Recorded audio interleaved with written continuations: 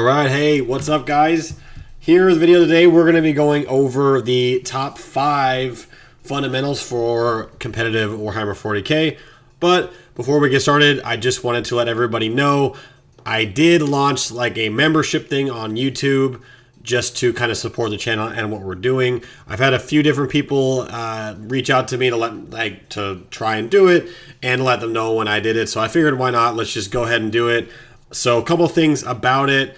Number one, my intention is to not paywall anything ever. I've said that more than once on this channel. So if you guys join the membership or whatever, it'll just strictly be to support me and what I'm doing and get like some fun emojis or whatever going forward. But that's really it. So hope you guys enjoyed the video. Like, subscribe, and if you're interested in joining the membership thing, I would very deeply appreciate it. So here we go, the top 5 fundamentals for competitive 40k.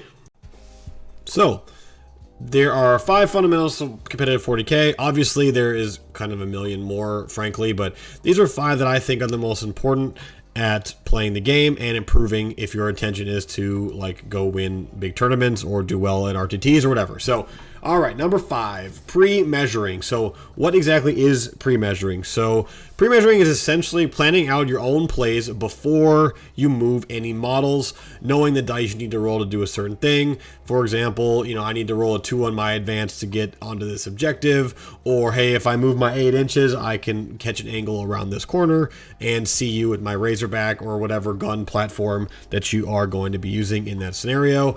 But there's a million different things to do. Like before you just start rolling advances on your units or moving units around the place, take a second, pause, understand what you're trying to do with these guys, and figure out what actually needs to happen on the dice for these things to happen.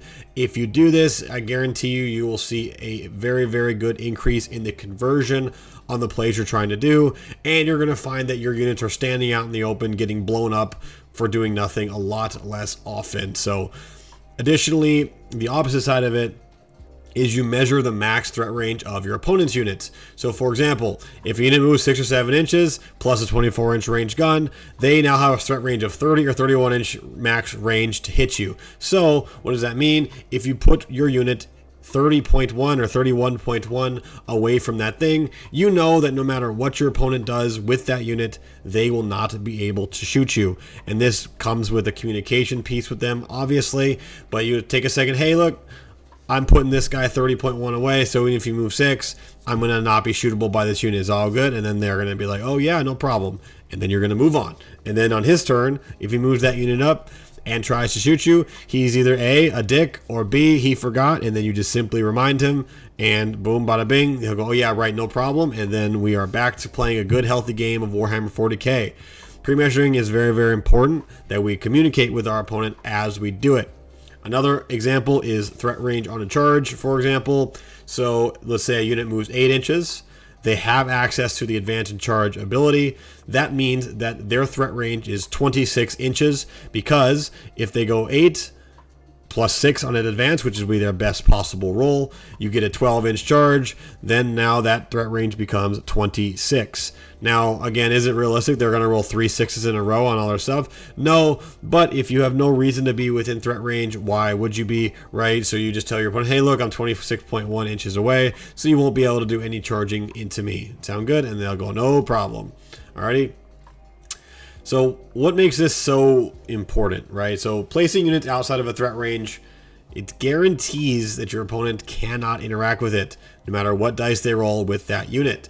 That's the beauty of it. There's no luck, there's no dice involved in this type of play at all.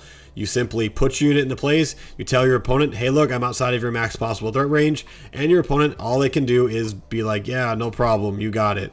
And on their turn, if they have a magical way to get within the threat range, that's where you step in and be like, hey look, remember we talked about this? I was supposed to be outside of your threat range. And they're either going to go, oh yeah, I have a stratagem that allows me to do this or whatever. And then that's where you have to make a decision as a player, where you're like, hey look, I didn't know that. I thought that we talked about this. Like, can I adjust where their movement is? And then your opponent has to decide if they're going to be a dick or not. And I tell you from experience, most of the time, nobody has any concerns with allowing any some type of maneuvering if there was a miscommunication. But yeah, pre-measuring, really simple and really easy, and I guarantee you it will help you exponentially in your games of competitive Warhammer. Okay, tempo. This one is going to be very difficult to explain. If you guys don't understand what I'm talking about, really, put in the comments, and I might even make a video about tempo exclusively, just because it is kind of a lot. But basically, what is tempo? So tempo is when the momentum of the game is in your favor as the player. So some examples of this, and again, there's a million examples, but these are some examples that I thought of off the top of my head. So example number one is you control a primary that is in the middle or on your opponent's expansion. So generally, if you do this, you'll find yourself in a really, really strong commanding position over the course of a game. Holding your own expansion does not really indicate tempo very much, just because you're supposed to hold your own. That's kind of your job, right? Another example is they have no way to access your expansion objective, or like you can very much tell that they are stuck in a certain part of the table. So a very good example of this is let's say you control your side of the table with your expansion objective, and you have a decent position in the middle, and your opponent has all of their strong units on their expansion side of the table, and they have no other way to interact with you on your expansion objective or the middle. That is an indication that you have really, really owned the tempo of that game, and you're going to be able to do basically whatever you want for the rest of the game until you win, unless something horrible goes wrong. Some other stuff that kind of leads into it is denying your opponent's expansion objective scoring while scoring yours. I touched on this a little bit in my going first video forever ago. To mitigate the going first points, all you have to do is score your expansion twice and deny them twice. Sounds really simple, but it kind of ends up being very difficult. But if you find yourself doing this for 3 or 4 turns, you are likely in a strong tempo position. And lastly, is you find yourself hitting them first in every fight that matters. That is usually a very, very good indicator that you have a good tempo and had a good staging on the table. So why do we care about having good tempo? What does it do for us? So it leads to strong board control and primary scoring. Essentially, when you have them pinned on certain sections of the table, or you have killed a lot of their stuff, they are not going to have enough things to hit you back with, which is going to lead to you scoring a bunch more primary than them and having all the best staging positions on the board, where you'll be able to attack them from safety. When you have the tempo advantage, you will find that your dice rolls are easier to complete plays. Now, this might seem a little weird, like, oh, how does it help your dice odds? Well, when you have the tempo on the table, you're able to stage in like the middle ruin or a really, really strong spot on the table. You get out, you move out of your thing, and now all of a sudden, since you were in such a commanding position, your charge is a 3 or 4 inch charge versus like a 6 or 7 inch charge, right? We don't want to have long charges like that because the dice can cook us. However, I'll tell you, rerolling a 4 and failing, it does exist. It is in the universe, but a 4+ rerolling charge basically is 100%, and you should almost never fail it. I know some comments are going to tell me about how you failed a rerolling 4 or whatever in your day, but more often than not, it should not happen. So how do you gain tempo? Something I mentioned earlier, right? Hitting them first in most fights on the table is very important. Pinning them in their deployment zone or pinning them on a certain side of the table is a very good way to isolate them for tempo. And like generally, when you play aggressively but smartly and you take care of their key units, you like scoring, damage, or utility pieces, you will find yourself in a very strong position in the game, and you'll be able to just keep scoring points, keep killing them, and before you know it, it'll be turn 5 and you win by 30, and you're going to feel very good about yourself. And hopefully your opponent doesn't feel too bad, we'll go from there. So that is tempo. Again, this might feel confusing, but I assure you, you guys have experienced this in pretty much every single game you've played. It's just a matter of understanding what it is, how to generate it, and what to do when you have it, and how to get it back. So if anyone wants to see a video on this, like more in depth, definitely let me know. I'd be very much happy to do that. All right. I'm a trading card game player, and I didn't play Warhammer, so list building is actually one of my favorite parts of the game. So list building is not like deck building, right? You got your 2,000 points, and you get to create your list and build it up to do certain things and have a certain game plan in mind. So when you're building a list, generally it consists of 3 different types of units. And keep in mind, some units fill some of these roles, and some of these some units fill every single one of these roles, like Victrix Guard. They fill all the roles, and there are other good examples, but they're the new hotness, and everybody hates them. But yes, every unit fits into a certain role in the game, and some units have more than one.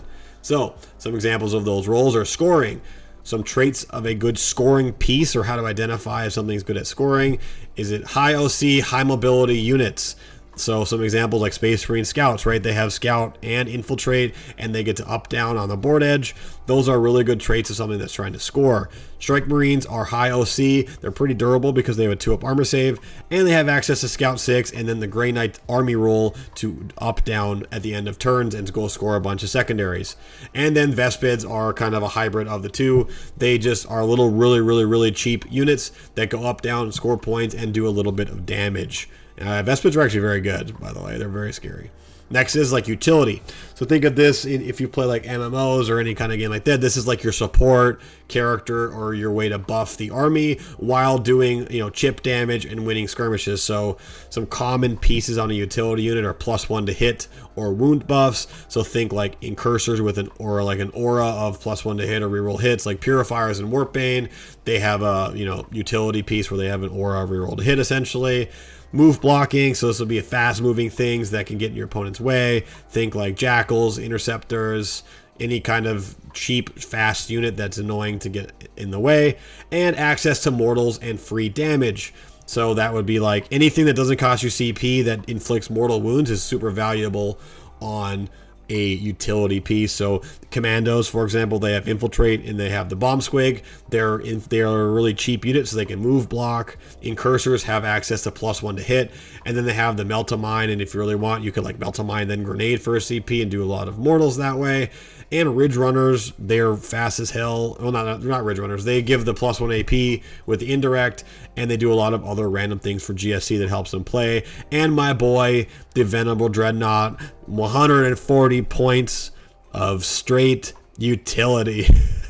This guy, he's +1 to hit for your whole army if you hit a target. And, he's just a nice little happy box guy and runs around and does stuff. He's a very fun guy. And lastly, damage. There's a million ways to amplify damage in this game. However, some really key ones is access to high AP or buffs to AP, access to reroll hits and wounds, advance and charge for your mobility, and then access to sustained lethal. A lot of the strongest damage pieces in the game are going to be stacking 2 to 3, or if not all of these buffs on them. You've got Purifiers, they reroll hits and wounds in Warpbane, advance and charge, sustained lethal. Like, you can pin this on a lot of different units in the game. Some examples: Purifiers, Victrix Guard, Orc Knobs, a Tau Riptide, they're a huge damage piece for them. Lord Exultant plus Infractors, I think actually has access to every single one of those damage amps.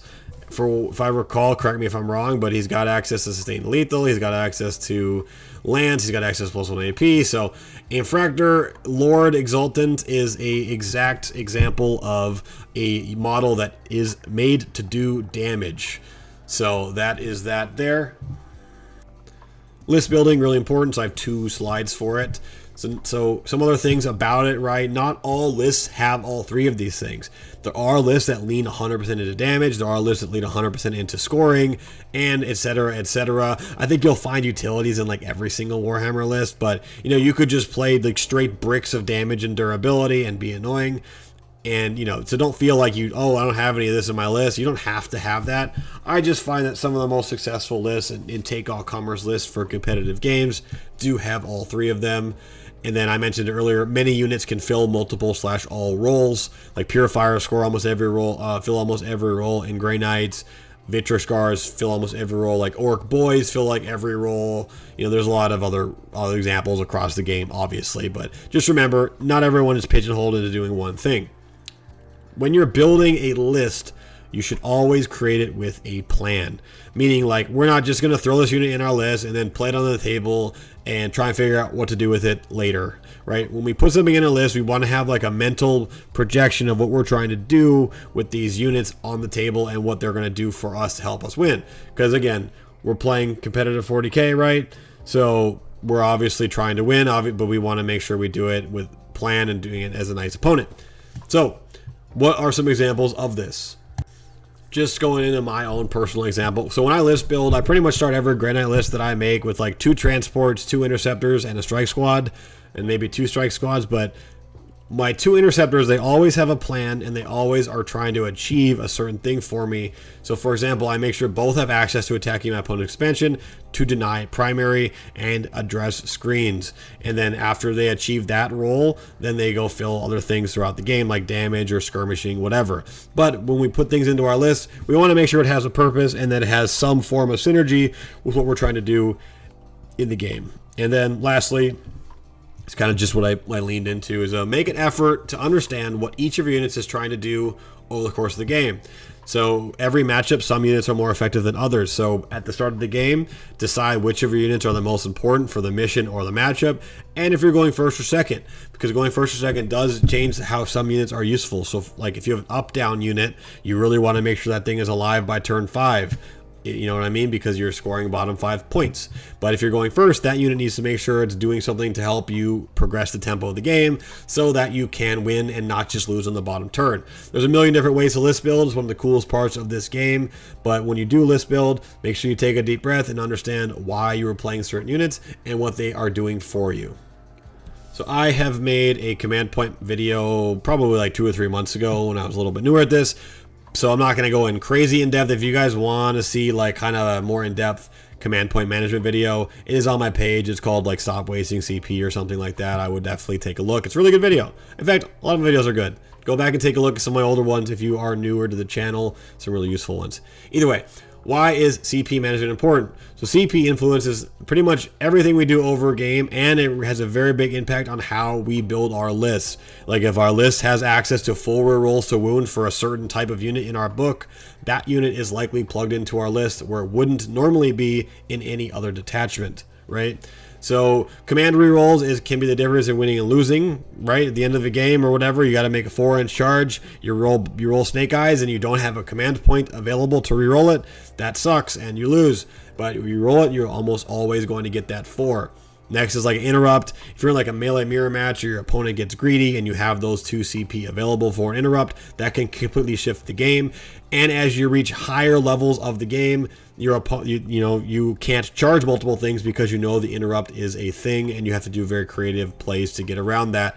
And your army stratagems, you want to have CP for because a lot of them greatly increase your damage or durability one way or another, right? So we want to have CP available to do those things so you cannot waste it on dumb stuff. So when you're using CP, ask yourself this question, basically, is it worth it? So let's just say our opponent shoots a big gun at us and it does 12 damage and one-shots our transport. And we save it on a 6. Is that worth a command point reroll? It is certainly not. But, in the same scenario, let's say we're saving on a 3 there. There's a lot of other variables to look at, like does our opponent have anything else to shoot?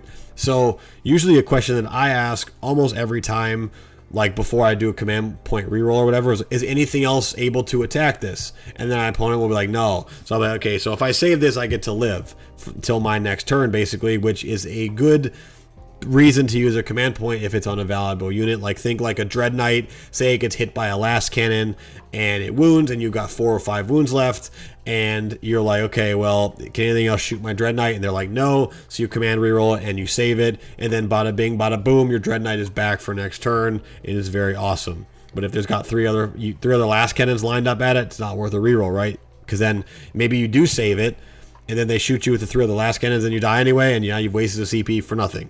All right, and do not use CP where it will not impact the game. For example, like again, talked about the command reroll, but you don't need, say you charge onto an objective and you already took the objective and you know that the unit that you just charged into can never kill you back enough to take the objective.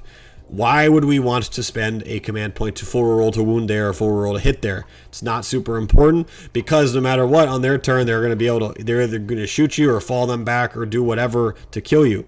So you don't have to spend CP in that scenario, especially if there's like an 80% chance you are going to clean that unit up anyway. Just be smart with your CP, guys. Really think about what do I need to use it, what's going to happen if I do use it, and what happens after I do it, right? It really will help you go a long way because when you hit your go turn and you've got 4 or 5 CP, it feels way better than when you hit your go turn and you have like 1. So, really think about it, and that is kind of it for Command Point. Like I said, I have a video on it. It's really good. Take a look. All right, do not hit that unsubscribe button, please. This is, I think, the #1 most important piece of becoming better at Warhammer 40k competitive play is stop blaming the dice. Okay, I know you guys are already typing the comments of how you rolled 6 ones in a row and it made you lose. Like, sure, that exact scenario, perhaps you got cooked on the dice, but could you look back at the game and done X plays differently to where that dice roll didn't matter, etc., etc.? So basically boils down to constantly complaining about dice and blaming them for what's happening in a game will slow down your ability to improve as a player greatly and significantly. Okay, I promise this is the case. The second I stopped caring about dice rolls, the second I became #1, a better opponent to play against and a better player, because I understood, like, hey, look, I need to make sure I'm doing these things to make the dice rolls very easy in my favor. So after a loss, if your first instinct is to blame a dice roll, just take a step back and go evaluate the game. Could you have made the charge a 3 or a 4-inch charge instead of a 8 or a 9-inch charge? Could you have made sure that a certain gun ignored cover? Could you have used a stratagem in this spot? There's so many things that happen in a 3-hour Warhammer 40k game that make basically dice rolls a non-factor, that you need to really understand, like, what's happening and why you needed to roll like a really good saves at the beginning or the end. And then a big one I hear is, oh, I failed all my saves and I died. Well, like, did you have to be in the open? Did you have to get shot by that certain gun with your big unit? Like, there's so many things that go into it. You know, just really try and not be negative about it, right? So other things is, like, maybe a lot of times we charge into like a big tank and we don't kill it. Well, did you hit it with any mortals? Did you have access to a tank shock? Did you have access to a grenade? There's a lot of different things you could have done to chip down that tank that you really needed to kill, right? Because you said that not killing it cost you the game. So did you do everything possible to kill it? And the answer is often no. So, you know, again, I'm not telling you guys that you've never won or lost games because of dice, but my advice to you is to stop really thinking about it and just try and make all of your odds as good as possible for you. So the sooner you do this, the sooner you'll be able to not care about dice, the quicker you will improve. Okay?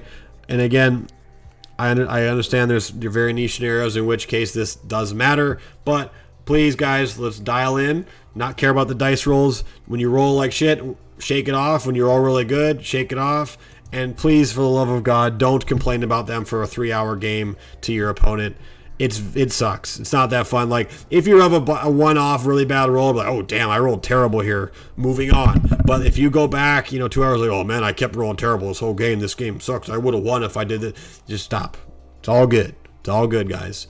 Anyways, that is it. That is my core 5 fundamentals for the game. If you guys think I missed a really important one, definitely throw it in the comments. And again, I've got the cool YouTube membership thing to support me and what I'm doing. Right now, I've just got a funny little emoji with my head on the logo. Down the road, I'm going to maybe load up like merch or dice or something fun. But for now, it's just like basically a cup of coffee type of deal where you guys hook me up if you like what I'm doing. But again, don't feel obligated at all to join it. It's just something I wanted to start up because people have been kind of mentioning it. So thank you guys for watching. Like, subscribe, and I'll see you in the next video.